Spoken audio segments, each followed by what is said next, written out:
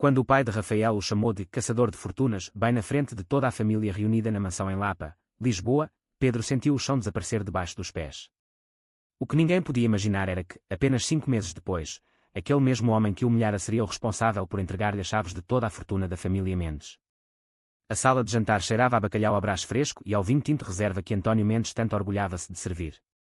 Os candelabros de cristal refletiam a luz sobre a mesa longa de mogno, onde pratos de porcelana fina esperavam. Pedro, de camisa branca simples e calças de ganga escura, sentou-se ao lado de Rafael, apertando-lhe a mão por baixo da toalha bordada. Tinham decidido que era o momento certo, 3 anos de relação escondida, 3 anos de olhares furtivos em cafés do Chiado e noites roubadas no pequeno apartamento de Pedro em Alfama. Rafael, com o seu fato cinzento feito por medida, sorria nervoso, os olhos castanhos pedindo coragem. Pai, mãe, quero apresentar-vos oficialmente o Pedro. O homem que amo. O silêncio caiu como uma pedra no Rio Douro. Margarida, a mãe, deixou cair o garfo. Vasco, o primo ambicioso de Rafael, ergueu uma sobrancelha com um sorriso trocista. Mas foi António quem explodiu. Levantou-se devagar, o rosto vermelho como o vinho que segurava, e apontou o dedo grosso para Pedro. Tu? Um rapaz de Porto, filho de professor reformado, a viver num teu em Alfama. Achas que não vejo o que estás a fazer? Explorar o meu filho, o herdeiro da Mendes Vinhos, para subir na vida. Caçador de fortunas. Sai da minha casa. As palavras cortaram o ar como faca. Pedro sentiu o peito apertar-se. Não era a primeira vez que ouvia sussurros, olhares de lado em eventos onde Rafael o levava disfarçadamente. Mas ali, à frente de todos, doía como nunca. Rafael tentou falar. Pai, por favor, o Pedro não é. António interrompeu-o com um gesto brusco. Cala-te. Tu já me desiludiste o suficiente ao escolheres isto. Pedro levantou-se devagar, as pernas trêmulas, mas a voz firme. Senhor Mendes, eu amo o seu filho. Não o dinheiro dele. Nunca pedi nada. O patriarca riu amargo. Todos dizem isso até verem a conta bancária. Pedro olhou uma última vez para Rafael, que permanecia sentado, paralisado entre o amor e o medo da herança. Depois virou-se e saiu, os passos ecoando no corredor de azulejos antigos. Lá fora, a chuva fina de Lisboa molhava-lhe o rosto, misturando-se com lágrimas que não queria chorar. Caminhou até ao Elétrico 28, desceu em Alfama, subiu as escadas estreitas até ao seu apartamento. A porta fechou-se atrás dele com um baque surdo. Sentou-se no sofá velho, o mesmo onde Rafael o beijara pela primeira vez depois de um concerto de fado. Como chegar ali? Lembrou-se do dia em que se conheceram, no Festival de Cinema de Lisboa, há 4 anos. Pedro apresentava um cartaz que desenhara para um documentário sobre a identidade que era em Portugal. Rafael parara diante do stand, os olhos fixos não no cartaz, mas nele. Gosto do traço. Tem alma, dissera. Conversaram até o sol nascer sobre o Tejo. Rafael confessara o peso de ser o único filho homem da família Mendes, o medo de desiludir o pai que construíra o império do vinho do Porto desde os anos 80. Pedro contara a sua vida simples, pai viúvo, mãe falecida cedo, bolsa de estudo para design na Faculdade de Belas Artes do Porto. Nada de mansões, nada de heranças. Apenas sonhos e trabalho duro. Apaixonaram-se devagar, com passeios secretos pelo Parque Eduardo VII, jantares baratos em tascas do Bairro Alto, noites em que Rafael dormia no sofá-cama de Pedro porque não queria voltar para a casa da família em Cascais. Agora, tudo desmoronava. O telemóvel tocou. Era Rafael. Pedro não atendeu. Não conseguia. Na manhã seguinte, o sol entrava pelas janelas pequenas, iluminando os desenhos espalhados pela mesa. Pedro preparou café forte, sentou-se e olhou o ecrã. Mensagens de Rafael, desculpa. Ele não entende. Vou falar com ele. Mas Pedro sabia que palavras não mudariam o olhar de António. Passou o dia a trabalhar num projeto freelance, linhas de design que mal via. À noite, Sofia, a sua melhor amiga desde a universidade, apareceu com uma garrafa de vinho verde. Conta-me tudo, miúdo. Pedro desabafou, a voz entrecortada. Sofia ouviu, abraçou, tu não és caçador de nada. És o homem mais honesto que conheço. Se ele não vê, o problema é dele. Mas as palavras de conforto não apagavam a dúvida que se instalara no peito de Pedro, e se, no fundo, o pai de Rafael tivesse razão. Ele, um rapaz comum, ao lado de um herdeiro milionário. A semana passou lenta. Rafael tentou encontrar-se, mas Pedro evitava. No sábado, recebeu uma mensagem de Vasco, o primo, não te metas mais na família. O tio já decidiu. Pedro apagou. No domingo, foi à missa na sede de Lisboa, não por fé, mas por hábito de infância. Sentou-se no banco de madeira, ouviu o órgão, pensou em Rafael. O amor deles era real. Os beijos, as risadas, os planos de viajar até ao Algarve. Não podia acabar assim. Mas o orgulho doía. Ao sair, o vento frio do rio lembrou-lhe que a vida continuava. Tinha um emprego como designer numa pequena agência em Baixa, contas para pagar, sonhos para perseguir. Não precisava da Fortuna Mendes. Ou precisava? A dúvida ficou a pairar como névoa sobre o Tejo. Os dias seguintes foram um turbilhão de silêncio e lembranças. Pedro mergulhou no trabalho, aceitando mais projetos do que podia, desenhando logótipos até os olhos arderem. A agência ficava num prédio antigo perto da Praça do Comércio, com vista para o arco da Rua Augusta. De manhã, tomava o elétrico, olhava as ruas molhadas e pensava em Rafael a sorrir ao lado dele no mesmo banco, há meses. Uma tarde, recebeu um e-mail de Rafael: encontro-me contigo no nosso café no Chiado. Preciso de te ver. Pedro hesitou, mas foi. O café estava cheio de turistas e lisboetas a ler jornais. Rafael esperava numa mesa ao fundo, o cabelo escuro despenteado, olheiras profundas. Pedro, desculpa o meu pai. Ele é de outra geração. Católico, tradicional, acha que o meu lugar é casar com uma rapariga de boa família e continuar o negócio. Pedro sentou-se, as mãos frias. E tu? O que achas? Rafael baixou os olhos. Amo-te. Mas a empresa? É tudo para ele. Se eu o desiludo, perco tudo. As palavras magoaram mais do que a acusação. Então sou eu ou a herança? Rafael não respondeu imediatamente. O silêncio disse tudo. Pedro levantou-se. Não posso ser o segredo que te destrói. Saiu para a rua, o coração pesado como as pedras da calçada portuguesa. Em casa, ligou para o pai em Porto. Tudo bem, filho. A voz cansada do velho professor aqueceu, contou tudo, omitindo detalhes. O pai suspirou. O amor não se mede em euros, Pedro. Mas também não se vive de ilusões. A conversa deixou-o mais confuso. À noite, caminhou por Alfama, ouviu Fada sair de uma tasca, a voz rouca cantando sobre saudade e traição. Sentiu-se parte da letra. Sofia insistiu em levá-lo a um bar gay discreto no Príncipe Real. Lá, entre luzes suaves e música baixa, Pedro conheceu outros homens com histórias parecidas, um professor rejeitado pela família, um enfermeiro que escondera um namorado durante anos. O preconceito ainda existe, mesmo em Lisboa, disse um deles. Pedro assentiu. Mas o seu caso era diferente, não era só preconceito, era classe, dinheiro, poder. Passaram-se semanas. Rafael enviava mensagens diárias, fotos do Douro, do escritório. Pedro respondia curto. Um dia, chegou uma carta formal da família Mendes, convite para o aniversário de António, apenas como amigo de Rafael. Pedro riu amargo e rasgou-a. No entanto, a curiosidade e o amor que ainda ardia levaram-no a aceitar. Chegou à mansão de Cascais num táxi, fato emprestado de Sofia. A festa estava animada, convidados da alta sociedade, champanhe francês. Rafael abraçou-o discretamente no jardim. Obrigado por vires. Mas António viu-os. Chamou Pedro de lado, perto da piscina. Não penses que esqueci. O meu filho merece melhor. Pedro enfrentou, melhor do que amor verdadeiro. António riu. Amor não paga contas. A noite terminou com Pedro saindo cedo, o peito apertado. Em casa, chorou pela primeira vez em semanas. Questionou a própria identidade, era gay, sim, mas era também um homem que queria ser respeitado pelo que era, não pelo que podia ganhar.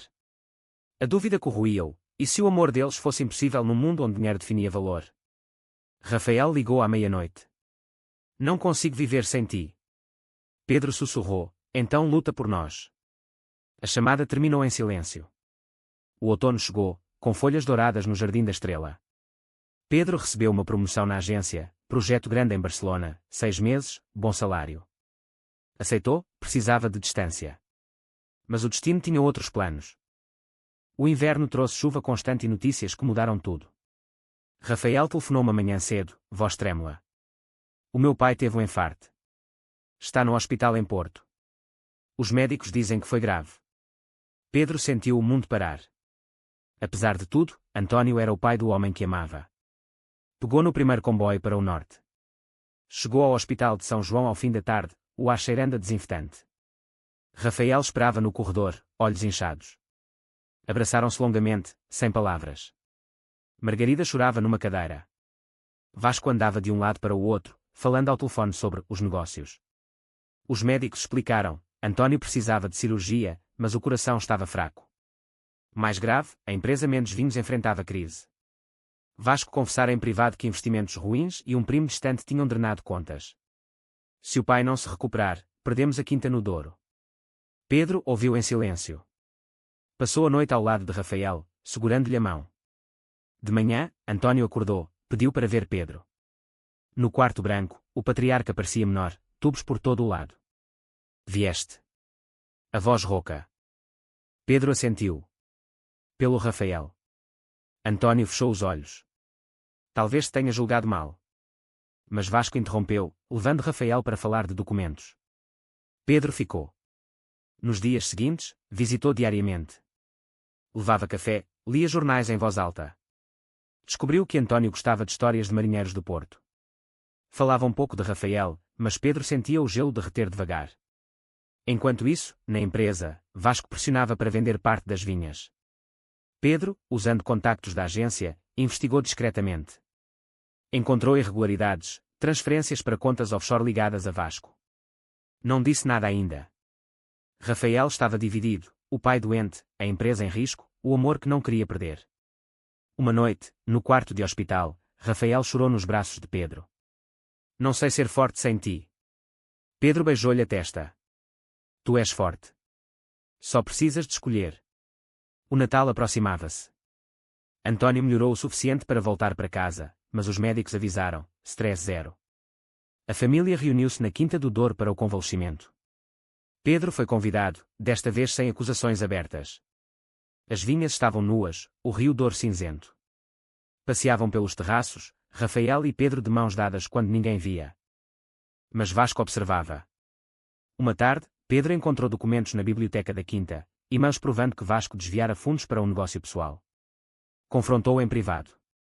Vasco riu. E tu? O caçador de fortunas a querer salvar o dia. Se contares, perdes o Rafael para sempre. Pedro sentiu o medo, mas também a determinação. A crise aprofundava-se. Os bancos ameaçavam executar hipotecas. Rafael, esgotado, pediu a Pedro para ficar mais tempo. Pedro cancelou a viagem a Barcelona. O sacrifício começava. O inverno no Douro era rigoroso, ventos frios varrendo as encostas. Pedro instalou-se num quarto de hóspedes da Quinta, ajudando onde podia.